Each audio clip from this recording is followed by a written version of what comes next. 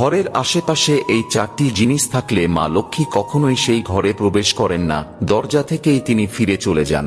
কি সেই জিনিস, সেটা জানার আগে প্রভু শ্রীরামের ভক্তরা লাইক করে কমেন্টে জয় শ্রীরাম লিখে দিন।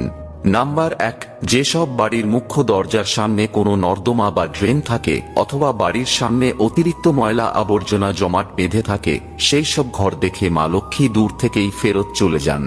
নাম্বার 2, বাস্তুশাস্ত্র মতে ঘরের আশেপাশে মাছ, মাংস ও ডিমের দোকান থাকা উচিত নয়, কারণ এইসব ঘর থেকে মা লক্ষ্মী সর্বদাই দূরে থাকেন।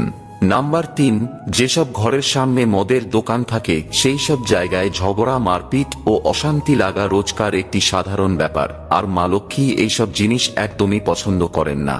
নাম্বার 4, যে ঘরের আশেপাশে জুয়াখানা থাকে বা জুয়া খেলা হয় সেই সব স্থানে কলি যুগের ছায়া দেখতে পাওয়া যায়, ফলে মা লক্ষ্মী কখনো সেখানে ফিরেও তাকান না।